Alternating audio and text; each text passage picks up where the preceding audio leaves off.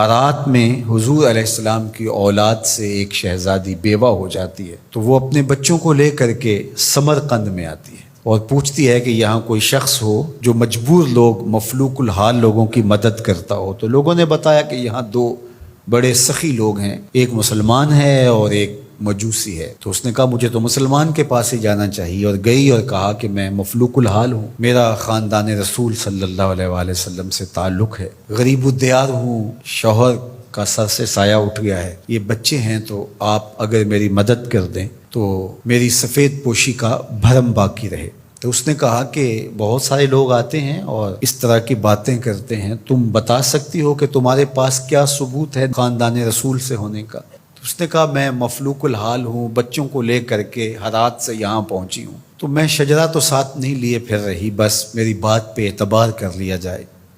اس نے کہا کہ میں تیری بات پہ اعتبار نہیں کر سکتا۔ خیر وہ وہاں سے اٹھی اور اس مجوسی کے پاس چلی گئی اور اس کو جا کے بتایا کہ مفلوق الحال ہوں، یہ میرے چھوٹے یتیم بچے ہیں، میں رسول کریم صلی اللہ علیہ وآلہ وسلم کی اولاد سے ہوں، تو آپ اگر میری مدد کر دیں۔ تو اس نے انتظام کر دیا ایک چھوٹے سے گھر کا، اور جو ضروریات کی چیزیں تھیں وہ باہم پہنچا دیں۔ یہ بھی سو گیا اور وہ مسلمان تاجر بھی سو گیا۔ ابن جوزی لکھتے ہیں کہ جب رات ہوئی تو اس مسلمان تاجر نے، سخی نے، خواب میں جنت کے منظر کو دیکھا کہ یہ خوبصورت محل ہے جس کے پاس حضور نبی رحمت صلی اللہ علیہ وآلہ وسلم کھڑے ہیں۔ تو یہ آگے شوق سے بھرا اور کہا حضور یہ محل اگر آپ مجھے عطا کر دیں۔ تو فرمایا یہ ایک مسلمان کا ہے۔ تو کہا میں بھی تو مسلمان ہوں۔ فرمایا تیرے مسلمان ہونے کا ثبوت کیا ہے؟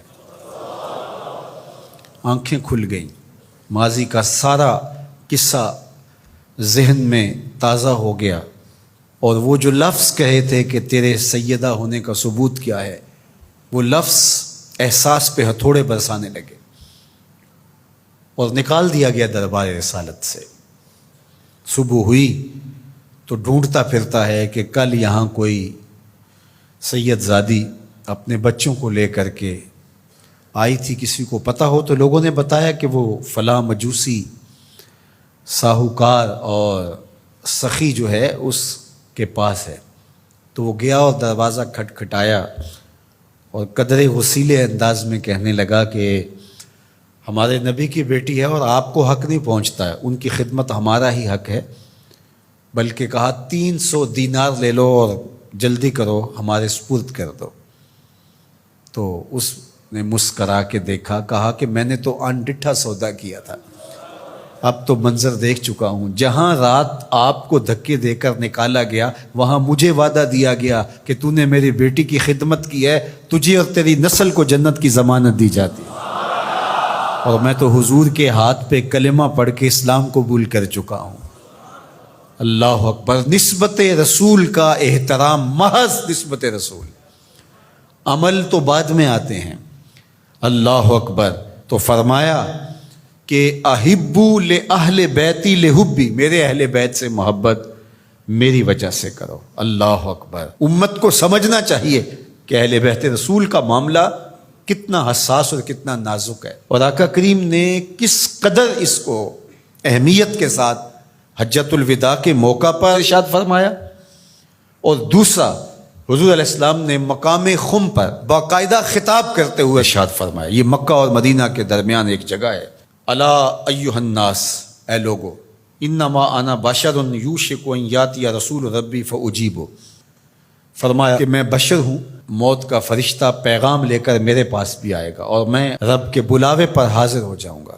وانا تارک فیکم ثقلین، لیکن تمہیں تنہا اور لاوارث نہیں چھوڑ کے جا رہا، تمہارے اندر دو بھاری چیزیں چھوڑ کے جا رہا ہوں، جس کو میرے حضور بھی بھاری کہیں وہ کتنی بھاری ہوگی۔ اولہما کتاب اللہ، ان میں سے پہلی چیز کتاب اللہ، اللہ کی کتاب، فیہ الہدی والنور فخذوا بکتاب اللہ واستمسکوا بہ، اس میں ہدایت ہے، اس میں روشنی ہے، پس اللہ کی کتاب کو مضبوطی سے پکڑ لو اور اس کے ساتھ تمسک اختیار کر لو، جڑ جاؤ اس کے ساتھ، لپٹ جاؤ، چمٹ جاؤ اس کتاب کے ساتھ، اپنا ربط کبھی بھی قرآن سے ٹوٹنے نہ دینا، قرآن کے ساتھ اپنے تعلق باطن کو کبھی کمزور نہ ہونے دینا، اس کی تلاوت دن کے اجالوں میں رات کی تنہائیوں میں تمہارا معمول حیات رہے۔ فحث علی کتاب اللہ، حضور نے ابھارا لوگوں کو کتاب اللہ کے ساتھ جڑنے کے لیے، وَرَغَّبَ فِيهِ، اور ترغیب دی کہ اس کتاب سے وابستہ رہو، اس کتاب سے جڑو، اس کتاب کو کبھی نہ چھوڑنا۔ ثم قال، پھر ارشاد فرمایا،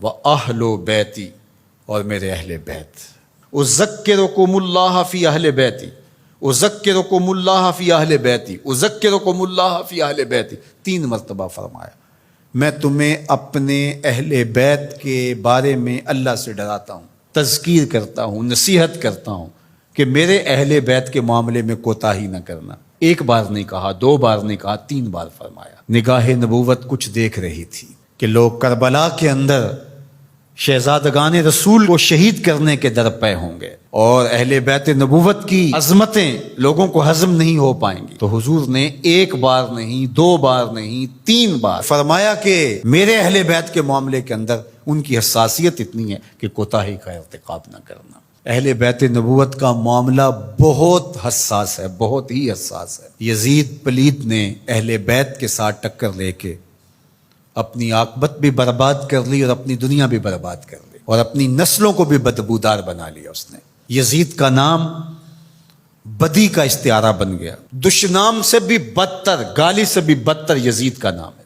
حضرت امام حسین رضی اللہ تعالیٰ عنہ حق کا استعارہ بن کے ابھرے، اور قیامت تک ان کا نام زندہ، روشن، سرخرو، کامیاب اور بامراد رہے گا۔ رہتی دنیا تک حسین کے نام کا جھنڈا اونچا ہی رہے گا۔ اہل بیت کے لیے دلوں میں محبت جو موجزن نہیں رکھتا سینے میں، اس کے سینے میں پتھر رکھا ہوا ہے، اس کے سینے میں کسی مومن کا دل نہیں رکھا ہوا۔ یہ پیاز تو ہر وقت سلگتا ہے، لیکن جو ہی محرم کے ایام آتے ہیں تو پھر خوشبوئیں پھیلنا شروع ہو جاتی ہیں، اور ان کے لیے دل میں جو جذبات پیدا ہوتے ہیں، اللہ اکبر، ہماری 1000 جانیں تصدق ان کے قدموں سے لپٹی ہوئی خاک پر۔ دین کے جھنڈے کو جس طرح انہوں نے اونچا رکھا، سرخرو اور سر بلند کیا، قیامت تک یہ امت خراج پیش کرتی رہے گی، اور محبتوں کے نذرانے ان کی چوکھٹ پہ پیش کرتی رہے گی۔